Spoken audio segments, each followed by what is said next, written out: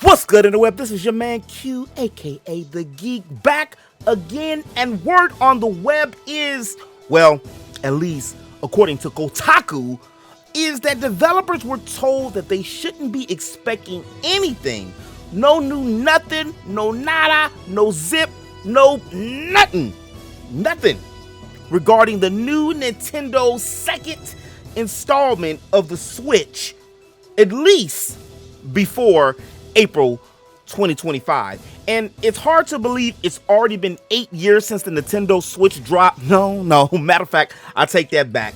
If you were a day one switcher like me, or at least one of the people who got it in the first year, one of them first Switch owners, you can definitely tell that the system is dated. Now, don't get me wrong, for those of y'all that know me and folks that's new, y'all should know that Quentin, that's me, aka, the Geek, loves me some Switch. Although I don't use the handheld mode much, it's like a whole 95-5 ratio type thing for me.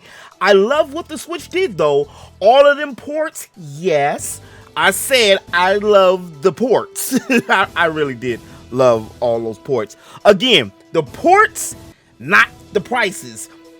Them prices were crazy, especially like they did with the Persona Full Price 5 Royale that really fit with the Switch like ham do burger. Mainly because of the great games that were locked away in the Disney Vault, and the whole 2 generations of folks that never got to play them really made me resonate even more with the Switch, is because I lost my Grandia 1, but just for like $15 more, I could legally, I could play it. I know that I'm in the minority here. Not only did I want to see Metroid Prime on the new iteration of the Nintendo Switch, or whatever the name's going to be, I also didn't want to see Metroid Prime at all. I did not want to see another first-person shooter Samus game, to be real with y'all. Nintendo, again, y'all ain't slick because y'all haven't even announced what this new system will be, and already you're gonna make us double dip right out the gates, because like everybody else know, I hope y'all know, that we're gonna get a remastered or re-edited or some type of smoother out Fox texture 4K Prime whenever the console drops. Like, didn't they do that with a few Zelda games?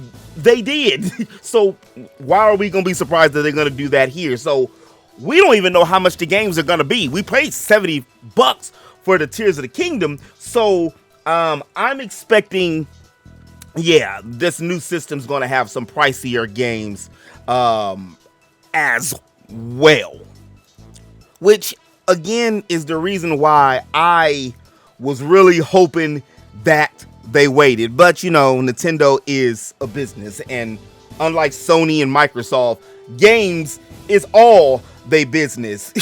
Well, now they dabbling in movies, but that's a whole nother video for a whole nother time. But again, I love my Switch. Recently though, if a game drops on PS5 or via the Game Pass, I'm definitely going for the PS5 or the Game Pass versions, because of the better frame rate and the better graphics. And the funny thing is, I don't even be tripping on graphics like that. But let's just put it this way. The PS5 and the Series XXX, well, wait, hold on now. I mean the X, the XXX is something else, dropped back in 2020 during the miasma, and they were already gearing up for the next consoles. Now, we've got rumors of what, a PS6 soon? And the Switch is still, trucking along.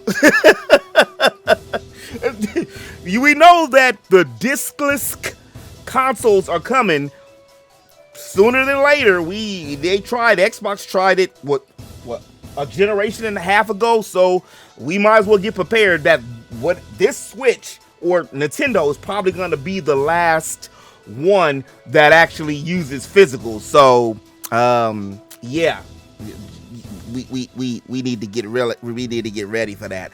I was forced to buy an OLED.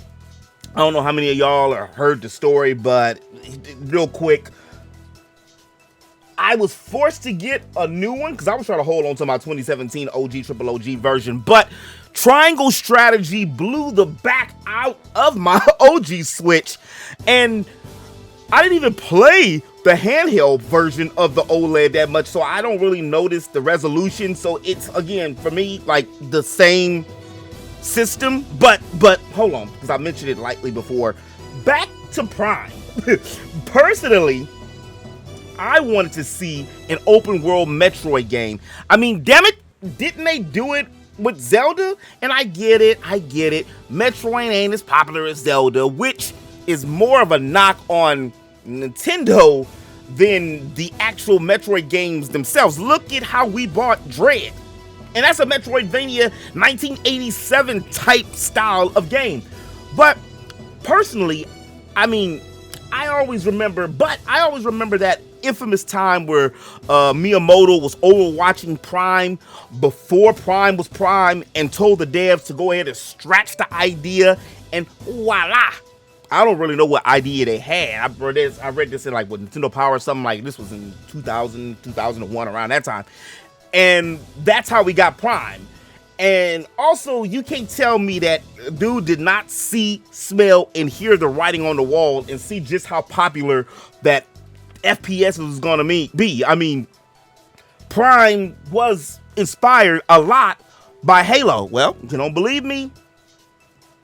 Check out the dates of which one dropped first. But I still, again, would have loved to see Sammy in her no-name ship flying randomly to planet, a la Mass Effect style even, or, you know, some kind of light open world type stuff, where you can do like ship travel, gathering materials, and having, you know, to go back to the ship and then enhance or strengthen your armor and weapons. Also, even more importantly, this woman is a damn bounty hunter who traverses through space. I wanted to see some of that, you know, her going on missions and actually being a bounty hunter in different spots rather than just one stagnant place. Not to say that they had to take all the first-person shooter elements away from the game.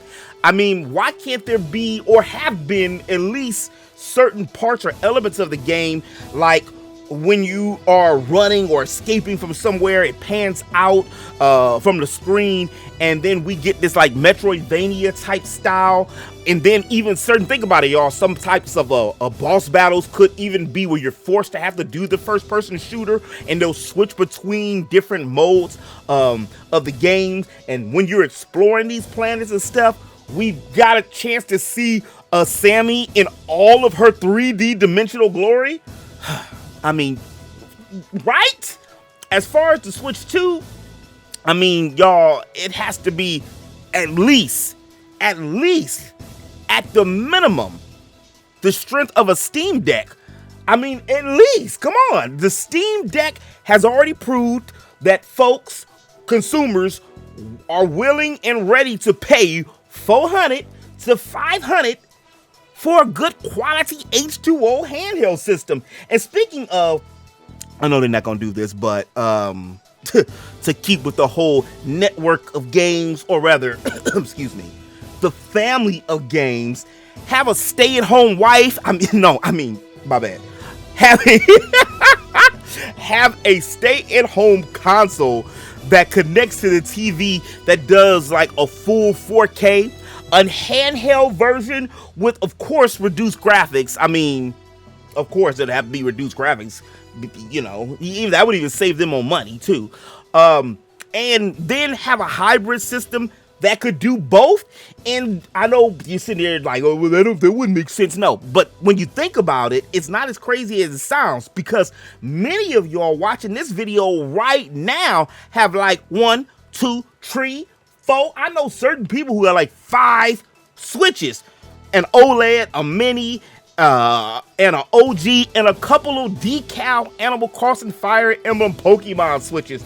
So you're not gonna tell me that if they decided to drop an actual powerful Pro Switch, or whatever the new name's gonna be, that y'all wouldn't be on it? Gee, okay, all right, I know you would. But that's just a plumber's pipe dream, like, you know, the open world Metroid game, because we got what we gonna get as far as that. What do y'all want to see though, with this new Switch slash Nintendo system? And how are y'all feeling about Metroid Prime? Are y'all excited? I know most of y'all excited. You love all 966 first-person shooter Call of Duty and Halo 25 36666 Bungie SOCOM Metroid Prime games.